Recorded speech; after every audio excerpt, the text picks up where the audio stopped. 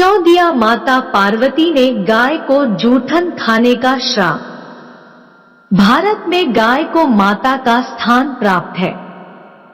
पुराणों में गौ माता को साक्षात देव की संज्ञा दी जाती है। माना जाता है कि कामधेनु का हर अंश मानव मात्र के लिए वरदान है। हर गृहस्थी की रसोई में पहली रोटी गौ माता के नाम से निकाली जाती है। सुख और दुख से जुड़ा कोई भी धार्मिक काम या फिर अनुष्ठान गौ माता का ग्रास निकाले बिना पूरा नहीं होता है। इसके बावजूद गौ माता के झुंड कचरे के ढेर पर जूठन से पेट भरते दिखाई देते हैं। इसे देखकर मन में प्रश्न आना स्वाभाविक है कि आखिर गौ माता की आज ऐसी दुर्गति क्यों है। इस प्रश्न का उत्तर मां पार्वती के श्राप से जुड़ा है। एक बार की बात है जब भगवान शिव और मां पार्वती समुद्र के किनारे विहार के लिए गए। इस दौरान भगवान शिव के मन में एक शरारत सूझी और उन्होंने कहा कि देवी पार्वती, मुझे अचानक एक आवश्यक कार्य के लिए जाना पड़ रहा है। मैं कार्य पूर्ण होती ही शीघ्र आपके पास आता हूँ। आप यही मेरी प्रतीक्षा कीजिए। असल में भगवान शंकर माता पार्वती को परेशान करना चाहते थे। भगवान शिव की बात मानकर माता पार्वती अकेली ही समुद्र तट पर बैठकर उनकी प्रतीक्षा करने लगी और इसी तरह शाम हो गई।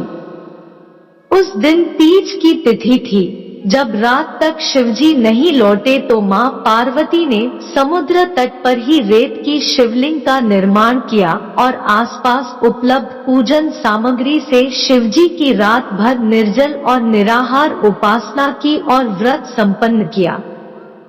भगवान शिव वहां सूक्ष्म रूप में पहले से ही विराजमान थे और वो सभी गतिविधियों को निहार रहे थे। सुबह होते ही मां पार्वती से समुद्र में रेत की शिवलिंग और पूजन सामग्री को विसर्जित कर दिया। इसके थोड़ी ही देर बाद शिवजी प्रकट हो गए और बोले कि हे देवी पार्वती, आपने कल तीज की तिथि पर मेरी पूजा नहीं की। पार्वती जी ने कहा कि भगवान, मैंने आपकी पूजा की है और अभी सामग्री विसर्जित की है। भगवान शिव अभी भी मां पार्वती के साथ ठिठोली करना चाहते थे और बोले कि हे पार्वती, मुझे तो पूजा का कोई चिन्ह दिखाई नहीं दे रहा है। अगर आपने पूजा की है तो उसका प्रमाण दीजिए।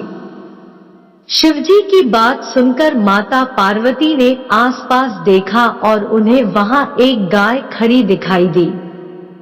उन्होंने भगवान शिव से कहा कि ये गाय मेरी साक्षी है। जब मैं पूजा कर रही थी तब ये उपस्थित थी। भगवान सदा शिव ने गाय से पूछा कि क्या पार्वती ने पूजा की है, तो गाय ने ना में सिर हिला दिया। भगवान शिव ने कहा कि पार्वती, आप असत्य कह रही हैं। गाय ने तो गवाही नहीं दी। भगवान शिव के समाने स्वयं को अकारण झूठा साबित होना मां पार्वती जी को सहन नहीं हुआ और उन्होंने उसी वक्त गाय को श्राप दिया कि तू दिव्य जन्मा है, जगत कल्याण के लिए प्रकट हुई है, इसलिए जनहित के लिए तेरे गुण यथावत रहेंगे। किंतु जिस मुख से तुमने ये झूठी गवाही दी है उसे दंड भुगतना पड़ेगा। झूठ बोलने के कारण ही अब झूठन ही तेरा आहार होगा। इस तरह झूठ बोलने से गौ माता पार्वती देवी के क्रोध की भागीदार बनी और आज तक उनकी संतान अच्छा भोजन प्राप्त होने के बावजूद भी झूठन ही खाती है। दोस्तों, यह कहानी आपको कैसी लगी कमेंट बॉक्स में जरूर बताइएगा। वीडियो अच्छा लगा तो वीडियो में लाइक और शेयर करें, चैनल को सब्सक्राइब कर ले। धन्यवाद।